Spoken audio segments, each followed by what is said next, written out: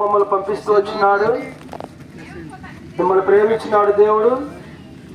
దైవజనులు ప్రసాద్ అన్న ఈ గ్రామంలో ఆ పరలోక వర్తమానాన్ని తెలియజేయటానికే వారికి ఎంతో భారం ఇచ్చినాడు. ప్రభువైన యేసుక్రీస్తు పేరట మేమందరము ఆయా ప్రాంతాల నుంచి ఆయన ప్రేమను ప్రకటించడానికి వచ్చినాం. దేవుడు సెలవిస్తా ఉన్నాడు, నేనే మార్గమును, నేనే సత్యమును, నేనే జీవమును, నా ద్వారానే తప్ప ఎవరును తండ్రి యొద్దకు అనగా పరలోక రాజ్యానికి మోక్షానికి ప్రవేశించలేరు అని ప్రభువైన యేసుక్రీస్తు వారు సెలవిస్తా ఉన్నారు. ప్రియమైన వారులారా, యేసుక్రీస్తు వారు ద్వారానే మానవులందరికీ పరలోక రాజ్యాన్ని మోక్షాన్ని సిద్ధం చేస్తూ వచ్చినాడు.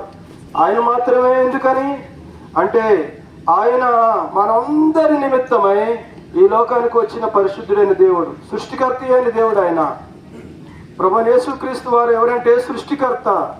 ఈ లోకంలో ఉన్న సమస్తాన్ని, ఆకాశాన్ని, భూమిని, సముద్రాన్ని, సమస్తాన్ని కలుగు చేసిన వాడు. మానవులందరినీ, ఈ భూలోకంలో ఉన్న మానవులందరినీ కలుగు చేసిన వాడు ప్రభువైన యేసుక్రీస్తు వారు. ఆయన మన సృష్టికర్త. ఆయన అందుకని ప్రభువైన యేసుక్రీస్తు వారు మనల్ని ప్రేమించినాడు. కాబట్టి కన్న తండ్రే తన పిల్లల్ని ప్రేమించగలుగుతాడు. అందుకే దేవుడు ఈ లోకానికి ఎందుకు వచ్చినాడంటే మానవులందరూ పాపం చేసినారు. అందుకని ప్రభువైన యేసుక్రీస్తు వారు ఈ లోకానికి వచ్చినాడు. మానవులందరూ పాపంలో ఉండి నరకాగ్ని గుండానికి, పాపానికి, పాతాళానికి ప్రవేశిస్తున్నారని చూసి ప్రభువైన యేసుక్రీస్తు వారు ఈ లోకానికి వచ్చినాడు. పాపులను రక్షించడానికి ఈ లోకానికి వచ్చినాడు. నశించిన దాన్ని వెతికి రక్షించడానికి ప్రభువైన యేసుక్రీస్తు వారు ఈ లోకానికి వచ్చినాడు. ప్రియ స్నేహితులారా, నువ్వు పాపములో ఉంటే ప్రభువైన యేసుక్రీస్తు వారు నీకు అవసరమై ఉన్నాడు. నీవు పాపం నాలో పాపం లేదు, నేను పుణ్యాత్ముని అనుకుంటే ప్రభువైన యేసుక్రీస్తు వారు నీకు అవసరం లేదు. ఎందుకంటే దేవుని యొక్క లేఖనం చెబుతుంది, నీతిమంతుడు ఒక్కడ కూడా లేడు, అందరూ పాపం చేస్తున్నారు. కీర్తన 51 కీర్తనలో 5వ వచనం రాయబడింది.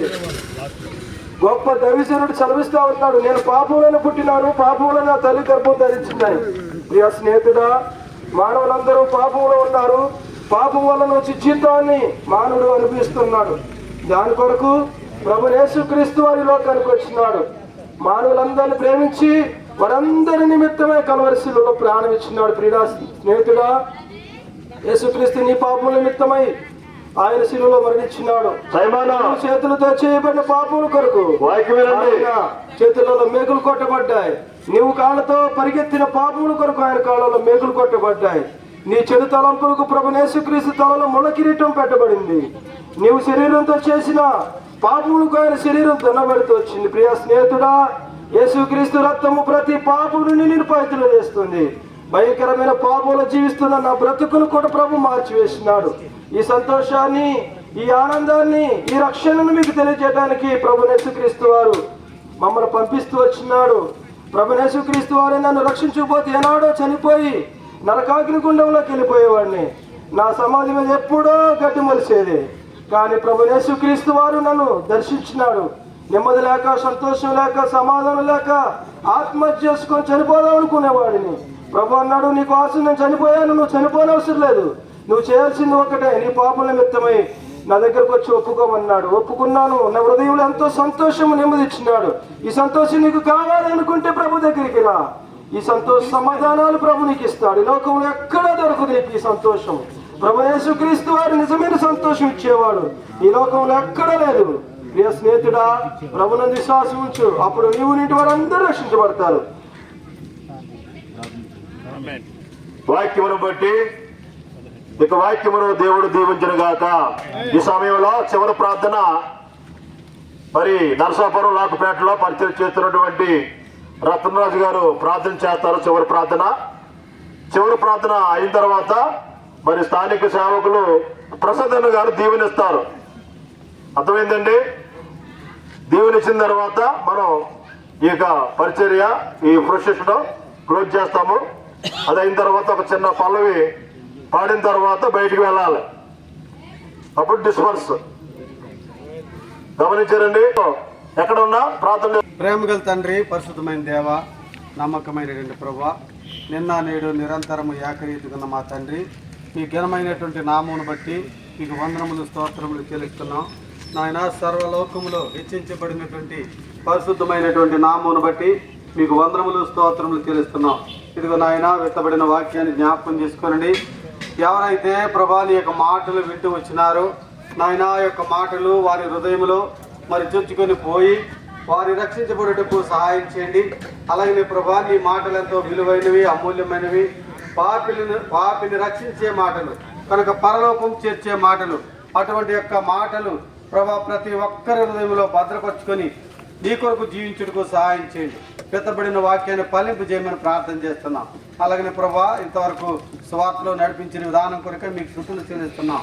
ఇదిగో నాయన మరి నీ దాసులు మరి రత్నాకర్ అగస్టిన్ రత్నాకర్ వారు రత్నకుమారి డ్రింక్స్ తీసుకొచ్చారు ప్రభా, మీకు వందనములు. వారికి కావలసినటువంటి ఆశీర్వాదాలు అనుగ్రహించమని ఇంతవరకు మీరు సహాయపడిన విధానం కొరకే వందనములు చెల్లిస్తూ యేసు ప్రభువారి నామం పేరట ప్రార్థించి వేడుకుంటున్నాం తండ్రి. ఆమేన్. ఇప్పుడు మన తండ్రి అయిన దేవుని ప్రేమ, ప్రభు అయిన యేసుక్రీస్తు వారి యొక్క కృప, పరిశుద్ధాత్ముని యొక్క అన్యోన్య సహవాసం మనందరికీ స్వార్థలో ఏకీభించినటువంటి ప్రతి వారికి ఈ స్థలంలో ఉన్నటువంటి అందరికీ ప్రభువు సదాకాలము తోడయుండి నడిపించును గాక. ఆమేన్. క్రీస్తే ఈ జీవితములో ఎంతైనా మంచి కాపరి,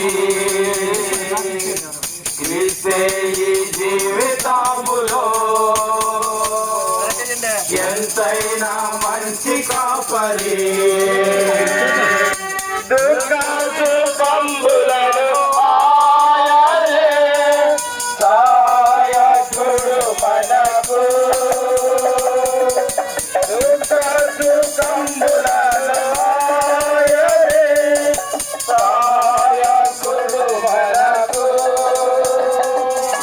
క్రీస్తే జీవితములో ఎంతైనా మంచి కాపరి, జీవితములో ఎంతైనా మంచి కాపరి.